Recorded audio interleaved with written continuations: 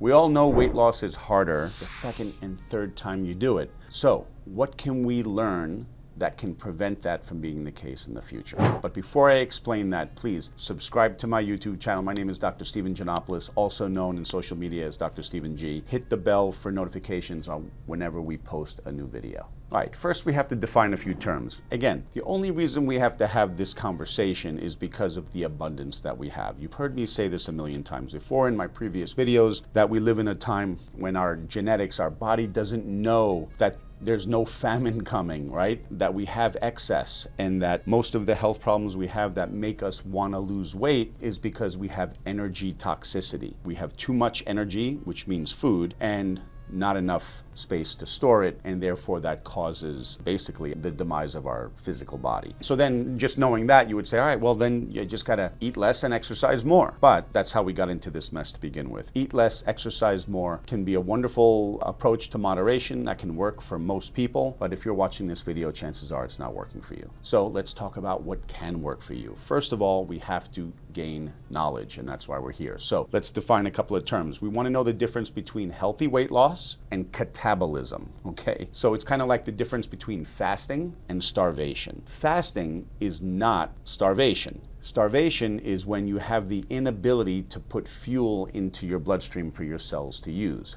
That's starvation. Fasting is just not eating.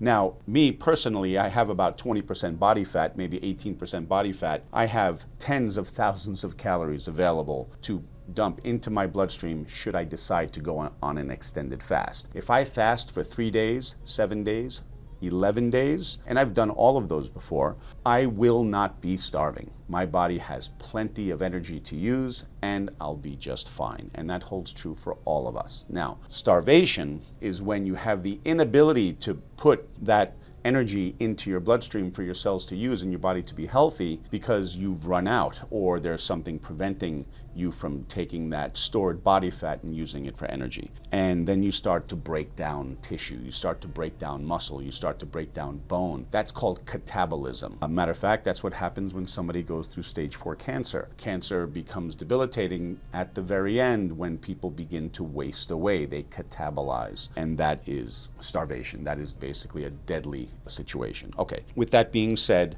knowing that we need to not catabolize because genetically your body is going to protect you from that. You know that. If you go through eat less, exercise more in an extreme way, your body knowingly will lower your metabolic rate in order to protect you from wasting away. That lower metabolic rate is what caused you to gain all of the weight that you lost the first time you tried. So if you watch one of my other videos where we go into detail as to why this happens, I'll just briefly go over it with you. Your metabolism slows down because, let's just say, in order for you to begin to lose weight, you need to go into a calorie deficit. And that's true. You have to go into a calorie deficit if you want to lose weight. So you do. You go from eating, let's just say for round numbers sake, 2,000 calories a day, you go to 1,500 calories a day, and you start losing weight beautifully. And then all of a sudden you stop, but you're short of your goal. So what do? You lower it another couple of hundred calories, and you start losing weight again, and then you stop, but you're still short of your goal. So what do? You lower it a couple of hundred more calories. Next thing you know, some months have passed, maybe even a year, and you're within 5 pounds of your goal. You're gonna hit that goal no matter what, and you go from, let's say, 1,100 calories down to 900 calories or 800 calories a day, and you hit your goal, and you pat yourself on the back and everything is great. So what do? Well, you don't go back to the 2,000 calories a day that got you into this mess. Again, just for round numbers sake, those aren't real numbers. Instead, you go back to 1,500. 800 or 900 or 700 was just a little too little, right? You're eating like a bird.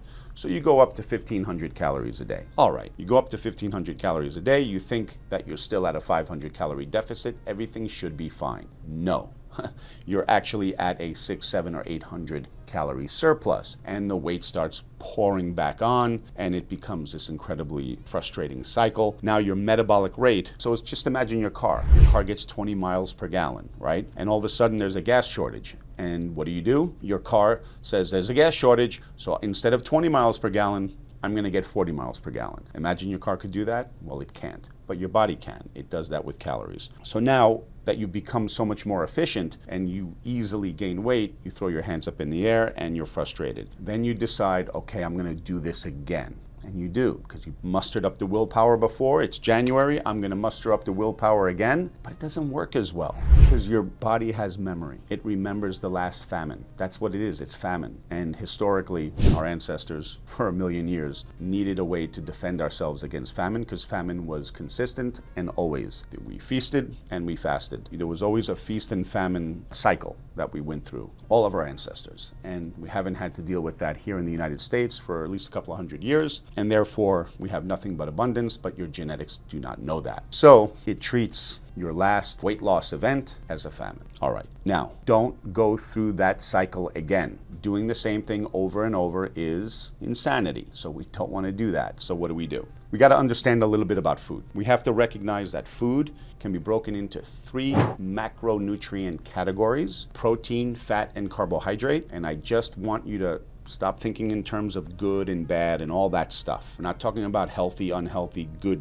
bad, etc. We're talking about what are they? Carbohydrates, protein, and fat. Think of it, to make it very simple, 2 of them are energy sources. 1 of them is a nutrient. In order to lose weight, you still have to be in a deficit, but not in a deficit of all 3. We want to be in a deficit of 1 or 2. So you never want to be in a deficit of protein. That's the best way to signal that you are not in starvation mode. So you keep that protein really high, okay? What do we do with protein? Well, protein can be used for energy, but not until we absolutely need it. Like, when we're catabolic, when we're dying of stage 4 cancer, that's when we're in starvation mode. Then we'll use protein, but for the most part, protein's very expensive. And we use protein to build muscle and bone, okay? Now, you want to keep your protein super high, maybe even higher, because you're going to go into deficit on the other ones. Which ones are you going to go into deficit on? It depends on what your likes and dislikes are. Here's what we know. In nature, animal products typically combine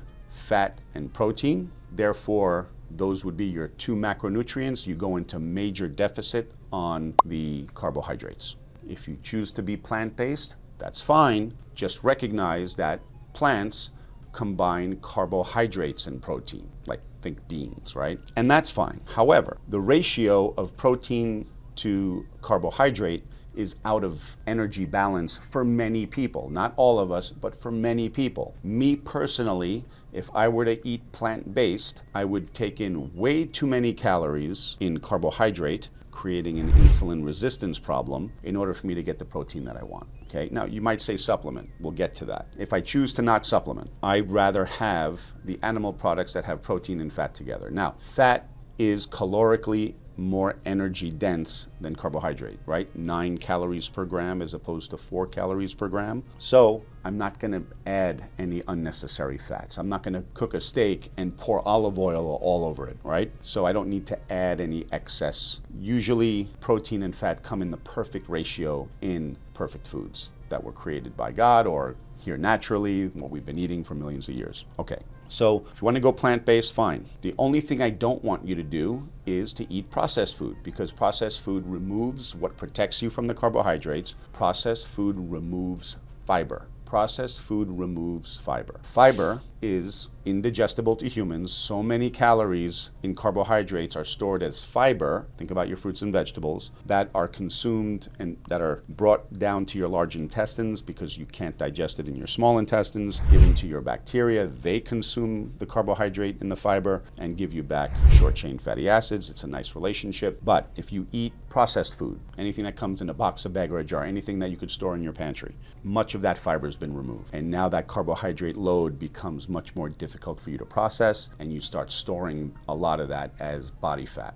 So it kind of works against you. But if you're going to be plant-based and you stick with fruits and vegetables, that's fine. Just stay away from the grains and the more processed type foods and stay away from fat. When you combine fat and carbohydrate in processed food, it's a recipe for disaster. That's what got us all into this mess to begin with. So avoid that. All right. Once you choose your macros, so for me it's protein and fat found in animal products. Then what you want to do is make sure you're sufficient in your protein intake and you're at a deficit on the others, and therefore your body doesn't perceive lack But there's another step you have to take. First of all, you have to have enough protein. What is enough protein? I have another video that discusses enough protein. It just depends on who you are, how old you are, what your goals are, what your intentions are, what your training is like, etc. But watch that video. Now, with regards to the second half of that equation, you need enough protein. Let's say you're getting enough protein, you need to stimulate your body to use that protein. And we do that with exercise. Now, in the weight loss community, we just think of exercise as a calorie burn. Do not think of it as a calorie burn. Yes, you benefit from calorie burn. As far as that equation goes on deficit, yes, that's not the answer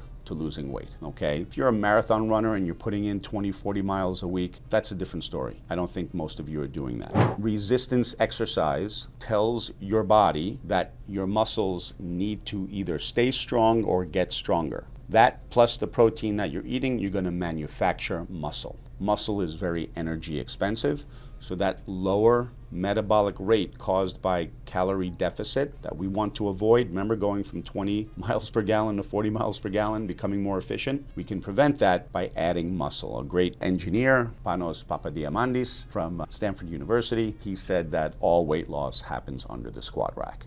Again, what we're talking about is large muscle groups having resistance. Do this safely, do not do this without supervision. If you've never done resistance exercise before, there's many forms of it. You could do it with your body weight, you could do it with resistance bands, you could do it with a squat rack, whatever works best for you, and you should enjoy it. Exercise is something you should put time into and you should enjoy. And I personally think if you're doing a pretty condensed, hard-working push, pull, and hip hinge routine, you can get it all done 2 days a week if you wanted to. 30 to 45 minute sessions for your resistance exercise. You can also benefit from long duration, low intensity exercise. Some people call that zone 2, where you're steady state type of routine where you and I were exercising together on a stair climber or an elliptical machine or a bicycle. Would definitely be able to converse with each other. We could have a conversation, but it would be labored. We would probably not want to be talking, but we could talk and carry on a conversation if we wanted to. And we should do that for 30 to 45 minutes, 3 or 4 times a week. Long duration, low intensity. That allows you to be in fat burning mode. And I personally believe, based on my experience, that's best done in a fasted state. So you can keep mobilizing fat as an energy source, because that's what we're looking to lose. We're looking to lose fat. We're not looking to lose body weight for the sake of body weight. We're looking to lose fat. And if this is your second, third, and fourth rodeo, stop looking for a quick fix. You're not going to get it.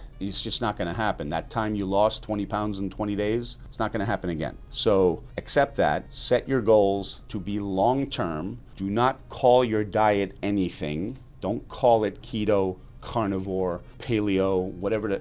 Just call it you.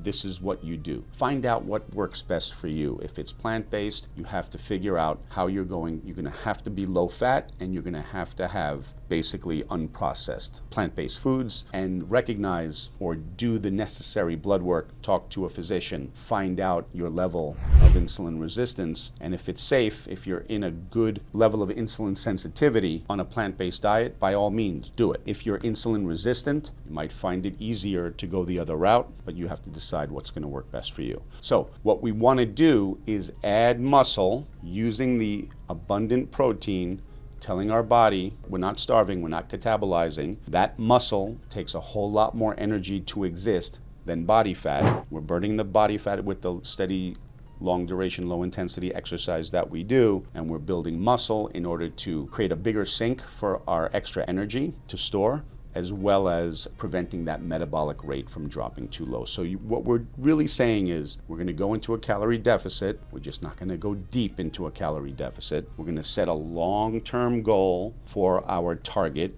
Don't be in a rush. If you're impatient, this is not the right video for you to be watching. So that's the recommendations that I have. What I'd like you to do is any specific questions, if there's any topics you want me to expand on in a 5 to 7 or a 10-minute video, I'm happy to do that, but I need your comments. So please comment, share these videos with all of your friends, and I will see you next week.